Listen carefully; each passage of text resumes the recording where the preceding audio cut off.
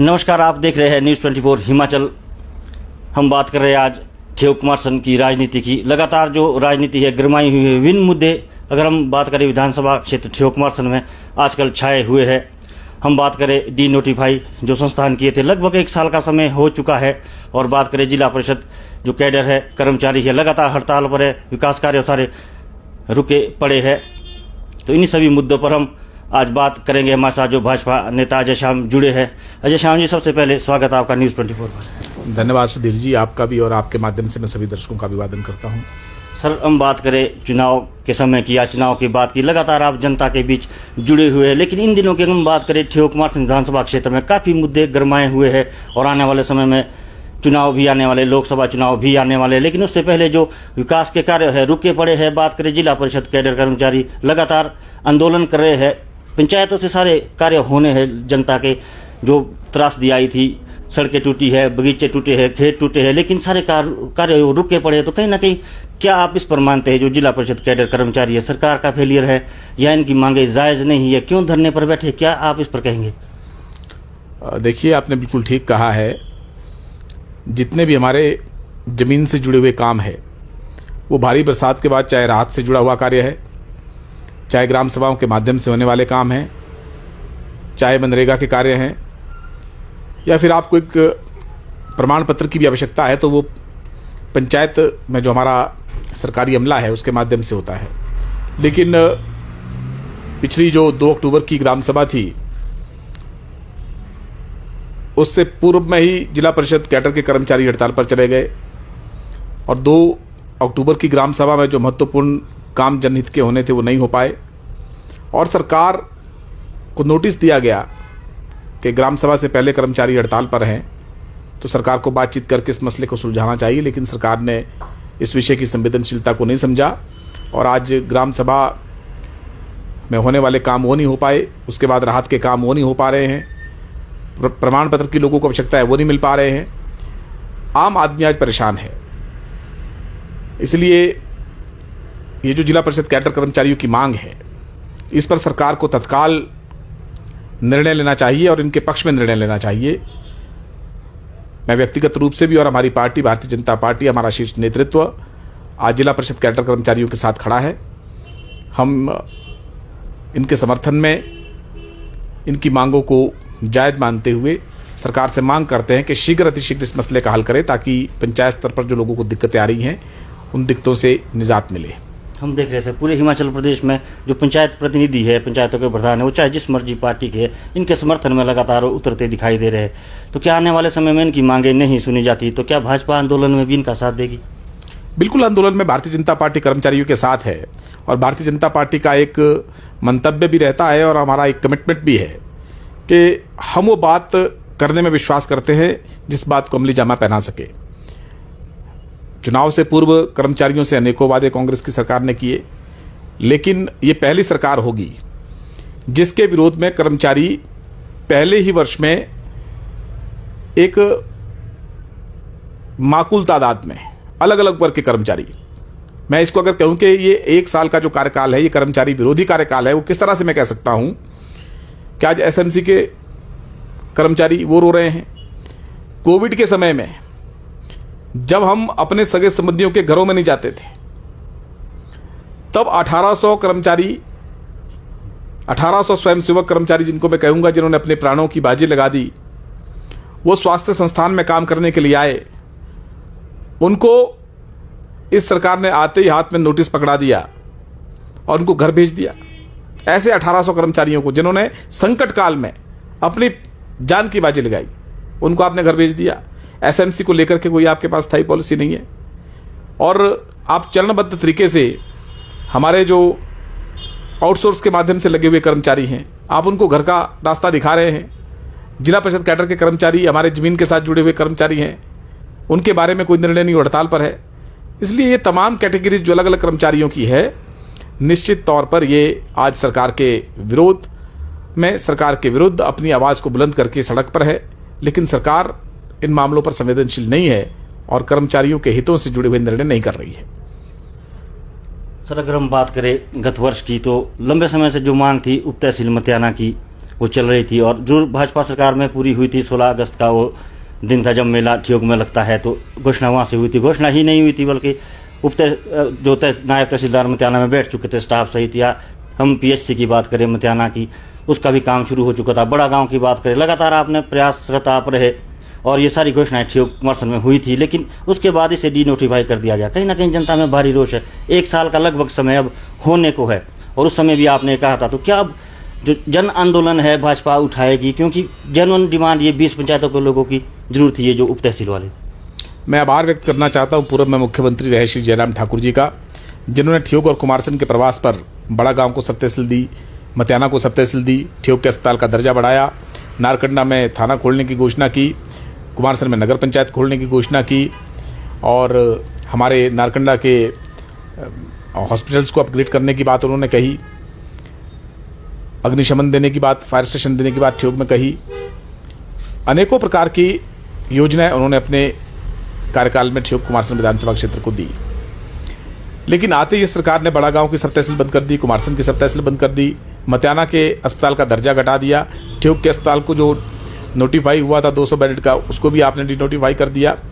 बहुत सारे निर्णय आपने वापस कर लिए।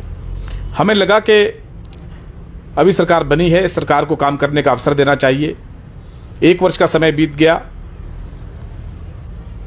हम एक सकारात्मक तरीके से सकारात्मक विपक्ष की भूमिका निभाते हुए हमने कहा कि सरकार काम करे और इन संस्थानों को जो डिनोटिफाई किए हैं गुणवत्ता के आधार पर और मेरिट के आधार पर ये संस्थान बहाल होने चाहिए। हस्ताक्षर अभियान चलाया, लोगों के बीच में गए, प्रोटेस्ट भी किया, लेकिन 1 वर्ष के अंतराल के बावजूद भी सरकार इन डिनोटिफाई संस्थानों को बहाल करने में अक्षम रही है। मैंने तो कई बार यहां के स्थानीय विधायक से भी निवेदन किया कि आप इन जायज मांगों को सरकार से बहाल कराइए। देखिए, हर विषय पर त्वरित सड़क में आ जाना, आंदोलन करना, एक परिपक्व, जिस तरह से डेमोक्रेसी परिपक्वता की तरफ जाती है, उस तरह से आपका विरोध करने का तरीका भी, उसमें भी इंप्रूवमेंट होनी चाहिए, वो भी इंप्रोवाइज होना चाहिए। केवल राजनीति के लिए राजनीति में मैं विश्वास नहीं करता, लेकिन अब 1 साल बीत गया और आपकी दृष्टि अभी ठियोग कुमारसैन विधानसभा क्षेत्र की तरफ जा ही नहीं रही है। कोई तो संस्थान आप बहाल कर देते। ठियोग का स्वास्थ्य संस्थान जिसका 200 बेड किया था, उसको आप रीनोटिफाई कर देते, वो भी नहीं आपने किया।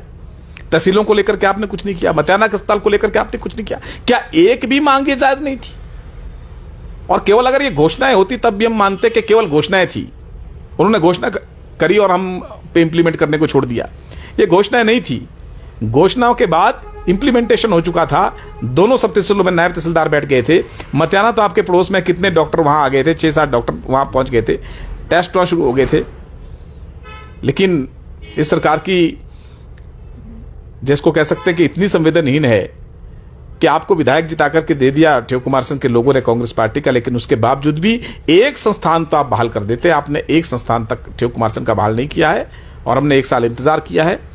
अब धीरे धीरे जनता के बीच में पुणे जाते हुए लगातार हम मैन टू मैन संपर्क कर ही रहे हैं और आने वाले समय में इन मांगों को लेकर के भारतीय जनता पार्टी आंदोलनात्मक गतिविधियों को आगे बढ़ाने का काम करेगी।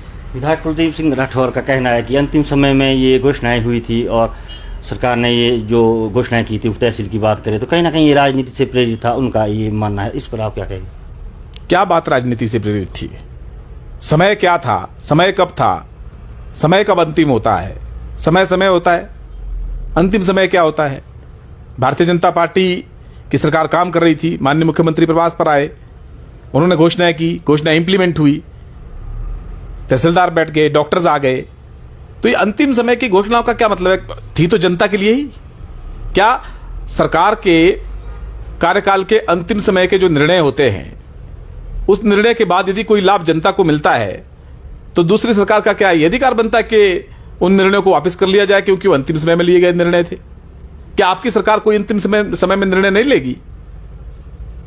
गारंटियों की बात को लेकर के हम कहें, आपने कहा था कि पहली कैबिनेट में हम 1500 रुपए महिलाओं को दे देंगे। उसको लेकर के जब आपसे पूछा जाता है तो आप कहते हैं कि ये तो 5 साल की गारंटी है, कोई 1 दिन की गारंटी थोड़ी थी। तो क्या जब आप अंतिम दिन में वो महिलाओं को देंगे तो क्या वो राजनीति नहीं होगी क्या?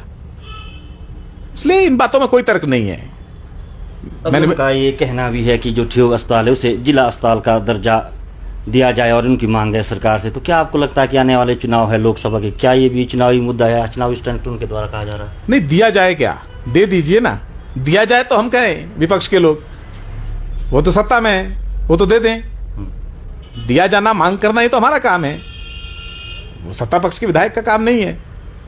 मैं व्यक्तिगत रूप से राजनीति में विरोधियों की रिस्पेक्ट करता हूं, कोई मैं राजनीतिक बात उनके बारे में नहीं कहना चाहता, लेकिन वो विपक्ष के विधायक की तरह बात करेंगे तो ठेक का हित नहीं होने वाला। उनको तो जाकर के अप्रूवल लेनी चाहिए, माननीय मुख्यमंत्री का दौरा कराना चाहिए। लेकिन जब दौरा कराया भी, जब विपक्ष ने आवाज उठाई कि त्रासदी हो गई, यहाँ मुख्यमंत्री आए नहीं, तो जब दौरा किया भी तो चलते चलते क्या, लोगों की शिकायत है कि हमारी तो बात तक नहीं सुनी गई, मुख्यमंत्री ने हमारी तरफ देखा तक नहीं। कागज जो है वो एसडीएम को पकड़ा करके कह दिया कि तुम देख लेना। एसडीएम तो देख ही रहे थे, वो लगातार त्रासदी में लोगों के बीच में थे। तो ये जो कटुता है कहीं ना कहीं माननीय विधायक और मुख्यमंत्री महोदय के बीच में, उस कटुता का ठेक को नुकसान हो रहा है, ठेक कुमार सिंह को नुकसान हो रहा है। अभी सेब सीजन की हम बात करें, लगातार कांग्रेस सरकार दावे कर रही है कि किलो के भाव क्या फैसला या रहा या आगे यूनिवर्सल कार्टन का वो लेने वाले किसानों बागवानों की हितों में रहेगा। लेकिन जो पूरा सीजन अभी सेब का चला, हालांकि इस वर्ष अगर हम बात करें फसल जरूर कम थी। शिरारू मंडी को शुरुआती दौर में जगत सिंह नेगी मंत्री वहाँ आए थे और इस सीजन में शुरुआत करने का दावा किया था, लेकिन वो भी शुरू नहीं हो पाई है।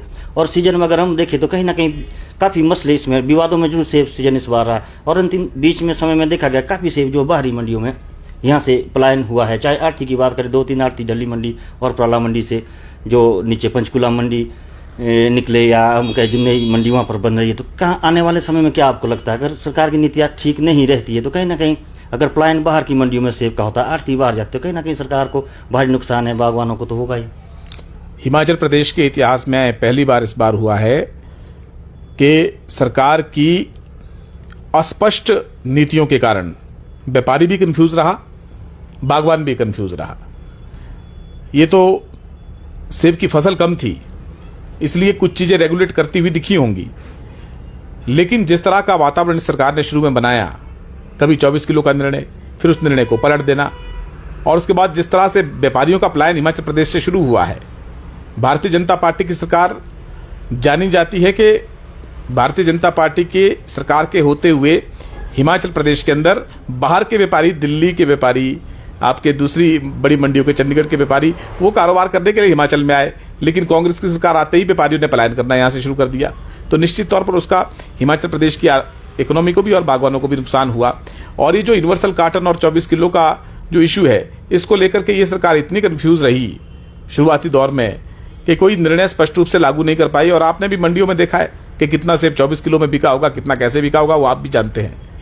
इसलिए मैं ये कहना कि जिस तरह से मार्केट को रेगुलेट करने की आवश्यकता है, उस दृष्टि में ये सरकार रेगुलेट करने में विफल रही है। और आने वाले समय में भी जो भी कुछ करना है, यदि 24 किलो का करना है, तो आज जो गत्ता बनाने वाली जो फैक्ट्रीज हैं, उनके मालिकों से अभी जाकर के तुरंत बात कर लेनी चाहिए कि आप पुराने स्टॉक को राइट ऑफ कर दीजिए और अगली साल से हम यूनिवर्सल कार्टन लाने जा रहे हैं। उसकी तैयारी आज होनी चाहिए। उस दृष्टि में सरकार कुछ करती हुई नहीं दिख रही है। और ये बहुत सेंसिटिव इशू है। मुझे लगता है कि अलग अलग स्टेक होल्डर्स को विश्वास में लेकर के अलग अलग मत है लोगों के। लोग ये भी कहते हैं कि यूनिवर्सल कार्टन लागू होगा तो किन्नौर के सेब उत्पादकों को उसमें ज्यादा फायदा है, हमारे जो निचले क्षेत्र के सेब उत्पादक है उनको उसमें नुकसान है। तो स्टेक होल्डर्स का अलग अलग व्यू पॉइंट है। उसके लिए कोई एक प्रॉपर कमीशन गठित करके, एक बागवानों की अलग अलग फॉर्म्स की राय लेकर के एक स्टिक निर्णय पर पहुंचने की प्रक्रिया को सरकार को अमली जमा पहचानना चाहिए। कोई तानाशाह तरीके से, ऑटोक्रेटिक वे से कोई भी निर्णय आप मार्केट पर थोप देंगे, कोई भी निर्णय बागवानों पर थोप देंगे। और ये ऐसा रिश्ता है कि देखिए, दोनों तरह के इंटरेस्ट जो है वो प्रोटेक्ट होने चाहिए। हमारा व्यापारी वर्ग, उसका भी इंटरेस्ट प्रोटेक्ट होना चाहिए, और मूलभूत है हमारे किसानों और बागवानों का इंटरेस्ट जो है वो, उसको प्रोटेक्ट करना सरकार की जिम्मेवारी है। सर, लगातार हम सरकार की बात करें, अभी भाजपा के जिला अध्यक्ष पहले रहे, काफ़ी समय से आप भाजपा से जुड़े हैं और कई पदों पर, राज्य स्तर पर हम बात करें, जिला स्तर पर आप रहे। कहीं ना कहीं सीएम सुक्खू या प्रदेश सरकार के मंत्री लगातार आरोप लगा रहे हैं कि केंद्र सरकार से मदद उनको नहीं मिल रही है जो आपदा के समय में हिमाचल को मिलनी चाहिए थी। इस पर आपका क्या कहना? मैं सिर्फ इतना कहना चाहता हूं कि अगर डिजास्टर रिलीफ फंड का पैसा हिमाचल प्रदेश को नहीं मिला है तो आप कह दें कि केंद्र से डिजास्टर को लेकर रिलीफ नहीं मिला है। हमारे राष्ट्रीय अध्यक्ष माननीय जगत प्रकाश नड्डा जी ने कहा कि अलग अलग विभागों का आप रिपोर्ट लेकर के आइए कि किस विभाग में कितना नुकसान हुआ है, उसकी भरपाई केंद्र करेगा।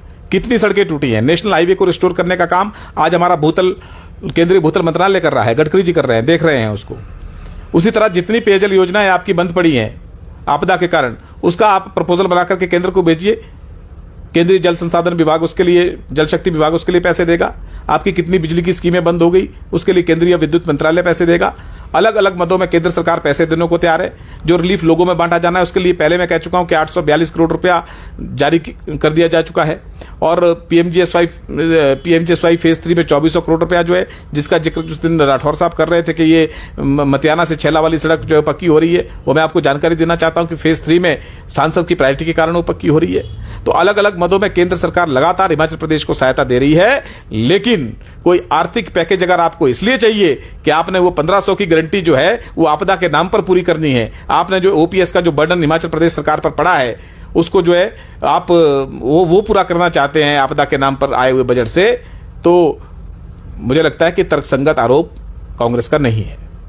अगर हम बात करें सर, स्नो सिटी नारकंडा है, पर्यटक द्वारा से आने लगे हैं और काफ़ी भारी मात्रा में पर्यटक नारकंडा आते हैं, काफ़ी रोजगार स्थानीय लोगों को वहाँ मिलता है, होटल व्यवसाय वहाँ पर रहता है। एक बड़ी घोषणा आपकी सरकार में भी हाटू माता रोप को लेकर हुई थी, तकनीकी कारणों से उस समय नहीं हो पाया था, लेकिन अभी नई सरकार ने बजट के दौरान फिर से घोषणा की थी कि हाटू रोपवे बनेगा, लेकिन अब फिर से काफ़ी समय बीत चुका है। तो इस पर आपका क्या मानना है? क्या टूरिज्म को बढ़ावा देने के लिए अगर हम बात करें नारकंडा में वो कदम नहीं उठाए गए हैं पिछली सरकार द्वारा जो होने चाहिए थे, तो क्या आगे आने वाली सरकार से भी क्या मांग रहेगी आपकी अगर ये रोपवे बनता है? और हम बात करें स्कीइंग, जो नारकंडा स्की स्लोप धोमड़ी है, वहाँ भी मूलभूत सुविधाएं अभी तक नहीं है, तो क्या मांग आप उठाएंगे? जिला शिमला की सुंदर नैसर्गिक प्राकृतिक वादियाँ पर्यटकों को अपनी तरफ आकर्षित करती हैं, और बागवानी के बाद अगर कोई सेक्टर हमारे युवाओं को एम्प्लॉयमेंट दे सकता है तो वो टूरिज़्म है। और उसमें हम बहुत धनी हैं कि ठियोग से लेकर के हमारा जो पूरा विधानसभा निर्वाचन क्षेत्र सैंज तक है, उसमें नारकंडा बीच में आता है जो विश्व विख्यात पर्यटक स्थल है। हमारे पास इतना प्राकृतिक सौंदर्य है कि हम इसका दोहन कर सकते हैं, टूरिज्म के क्षेत्र में युवाओं को रोजगार दे सकते हैं। उसके लिए मैं आभार व्यक्त करना चाहता हूं पूर्व में जयराम जी का कि उन्होंने रोपवे का सैद्धांतिक प्रपोजल जो है वो कैबिनेट से दी थी। इस रोपवे के मामले को लेकर के 3-4 बार टेंडर प्राइवेट पार्टिसिपेशन के लिए पीपीपी मोड के लिए किए गए, लेकिन प्राइवेट इन्वेस्टर कोई इतना बड़ा आना नहीं चाहता, क्योंकि उसने कैलकुलेट किया होगा कि इतनी बड़ी इन्वेस्टमेंट करने के बाद उसकी रिटर्न शायद उस मात्रा में नहीं होगी। इसलिए अब ये समय आ गया है कि सरकार को अपने स्तर पर युवाओं के हितों में रोजगार देने के लिए और हिमाचल प्रदेश को एक टूरिस्ट डेस्टिनेशन बनाने के लिए अपने स्तर पर कुछ निर्णय लेने होंगे, और टूरिज्म विभाग को अलग से बजटरी सपोर्ट देनी पड़ेगी ताकि ये रोपवे प्रोजेक्ट्स जो है वो अपने स्तर पर सरकार लगाए, उसका संचालन सरकार करे। यदि प्राइवेट जो हम इन्विटेशन दे रहे हैं बिड्स के लिए वो नहीं आ पा रही हैं, तो सैद्धांतिक मंजूरी रोपवे की हो गई है। आज सरकार को आगे बढ़कर के इस प्रोजेक्ट को पूरा करने के लिए सरकारी स्तर पर कुछ प्रयास करने चाहिए। और जो लोग हमारे होटल्स बना रहे हैं, हट्स बना रहे हैं, होम स्टेज चला रहे हैं, इस कोविड काल के बाद में वैसे ही टूरिज्म इंडस्ट्री जो है वो उसमें संकट में आई है, आर्थिक संकट में। और अभी ये जो त्रासदी हिमाचल प्रदेश में हुई है उसके कारण भी बाहरी जो टूरिस्ट है वो हिमाचल प्रदेश में कम आ रहे हैं। ऐसे में नुकसान टूरिज्म इंडस्ट्री को हुआ है। तो जो युवा इस क्षेत्र में रोजगार प्राप्त कर रहे हैं, जिन्होंने इन्वेस्टमेंट कर रखी है, मुझे लगता है कि उनको भी कोई ना कोई आर्थिक अनुदान सरकार को घोषित करना चाहिए ताकि उनकी कमर न टूटे और टूरिज्म के क्षेत्र में युवाओं को रोजगार मिले और युवा हतोत्साहित ना होकर के प्रोत्साहित होकर के आगे बढ़े।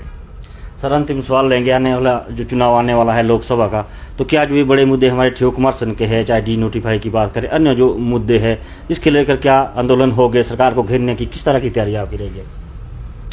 2024 का लोकसभा चुनाव स्थानीय मुद्दे तो हैं ही, लेकिन राष्ट्रीय परिप्रेक्ष्य में ये चुनाव राष्ट्रवादी गैर राष्ट्रवादी दलों के बीच में होकर के रह गया है। जिस तरह से राष्ट्रीय स्तर पर दो गठबंधन है, एक माननीय मोदी जी के नेतृत्व में एनडीए का गठबंधन और दूसरी तरफ से तमाम पारिवारिकवादी पार्टियां, जिन पार्टियों के अंदर लोकतंत्र नहीं है, जो पार्टियां परिवारों द्वारा चलाई जा रही है, जो पार्टियां आकंठ भ्रष्टाचार में डूबी हुई हैं, जिनके डेवलपमेंट मॉडल्स फेल हो गए, जिन्होंने केवल इस देश के आर्थिक संसाधनों को सत्ता में रहकर के लूटने का काम किया। ऐसे अनेकों पारिवारिक दल अपने अस्तित्व को बचाए रखने के लिए एक होकर के माननीय मोदी जी के विरोध में आए हैं। और आज देश की जनता ये समझती है कि गरीब कल्याण को लेकर के और राष्ट्र के उत्थान को लेकर के और पूरे विश्व में भारत का डंका बजाने वाली कोई सरकार, तेज गति से अर्थव्यवस्था देने वाली कोई सरकार, गरीबों की जेब में आयुष्मान का कार्ड डालने वाली सरकार, गरीबों के घर में भी एलपीजी का चूल्हा देने वाली सरकार, और आप जमीनी स्तर पर के कहें तो संकट के समय में, कोविड के समय में गरीबों के साथ लगभग 80 करोड़ लोगों को मुफ्त में राशन देने वाली सरकार अगर कोई है तो मोदी जी की सरकार है। और मोदी जी की सरकार के चलते आज जहां राष्ट्रवाद की प्रखर ज्वाला लोगों के मन में जागृत होकर के एक तत्व के साथ लोग जो है वो भारत को, अपने इस देश को विश्व गुरु बनते हुए देख रहे हैं। और बड़े बड़े मुद्दे, चाहे धारा 370 का था, चाहे राम मंदिर का मुद्दा था, वही सरकार ने सॉल्व किया है। और आज एक सरकार की एक विश्वसनीयता लोगों के मन में बनी है। और जब एक होकर के लोग एक ही पहचान के हम भारतीय हैं, हम गर्व के साथ कह सकते हैं कि हम इस देश के राष्ट्रवादी नागरिक हैं। समस्त जाति पंथ उसको दरकिनार करके आज जाति और पंथ पर चलने वाली राजनीति भारत में समाप्त हो गई है। ऐसी राजनीति में जहां देश पूरा मोदी जी के साथ खड़ा है, वहीं कांग्रेस फिर से और ये विपक्षी दल तमाम जाति जनगणना जैसे मुद्दों को बीच में ला करके फिर से लोगों को बांटने का काम करके विकास की राजनीति नहीं, विनाश की राजनीति करने वाले लोग आज विकास को चुनौती दे रहे हैं। पूरा देश जानता है कि मोदी जी ने भारत की संप्रभुता को अक्षुण्ण रखा है, भारत के सम्मान को विश्व में बढ़ाने का काम किया है, भारत को एक तेज अर्थव्यवस्था दी है। ऐसे मोदी जी के नेतृत्व में जहां पूरा देश मोदी जी के साथ खड़ा है, वहीं ये दल अपना अस्तित्व बचाने की लड़ाई लड़ रहे हैं। ठियोग कुमारसैन विधानसभा निर्वाचन क्षेत्र की आप बात कर रहे हैं, ये डिनोटिफाई किए गए संस्थान, हमारे कर्मचारियों के साथ जो प्रताड़ना हो रही है, चाहे वो जिला परिषद कैडर के कर्मचारी है, चाहे हमारे एसएमसी के कर्मचारी है, चाहे हमारे आउटसोर्स पे लगे हुए लोग हैं और विक्टिमाइज्ड पॉलिटिकल लोग जो हैं, इन सब विषयों को लेकर के, और महिलाओं का जो विषय है 1500 रुपए देने का, जिस तरह की ठगी महिलाओं के साथ की है, जो सरकार मातृशक्ति को ठग सकती है कि पहले दिन हम 1500 रुपए दे देंगे, जैसे सरकार में आएंगे उनको 15 पैसे नहीं दिए, इन सब मुद्दों को लेकर के जहां स्थानीय सरकार के विरुद्ध जनता में प्रबल आक्रोश है, वहीं मोदी जी के प्रति विश्वसनीयता है। इन दो मुद्दों को लेकर के भारतीय जनता पार्टी चुनाव में उतरेगी। जी धन्यवाद न्यूज़ 24 हिमाचल पर समय देने के लिए। तो ये थे भाजपा नेता अजय श्याम, और जिस तरह से इनका कहना है कि आने वाले चुनाव की अगर हम बात करें, ठियोग कुमारसैन के जो मुद्दे हैं, हालांकि समय जरूर सरकार को दिया गया, 1 साल का समय जरूर सरकार को दिया है, लेकिन जो जायज मांगे थी और बड़ी सालों के बाद जनता की मांगों को पूर्व सरकार ने पूरा किया था और इसे डिनोटिफाई किया गया। अगर जल्द ही ये मांगे पूरी नहीं होती है, मतियाना उप तहसील का दर्जा द्वारा बहाल नहीं किया जाता है, बड़ा गांव की बात करें या पीएचसी मतियाना या ठियोग की बातें करें, तो कहीं ना कहीं भाजपा जो है जन आंदोलन करेगी। और आने वाले चुनाव में कहीं ना कहीं हम बात करें तो जरूर इसका जो है नुकसान कांग्रेस को होता भी जरूर दिखाई देगा। तो देखते रहे न्यूज़ 24 हिमाचल, तब तक के लिए नमस्कार।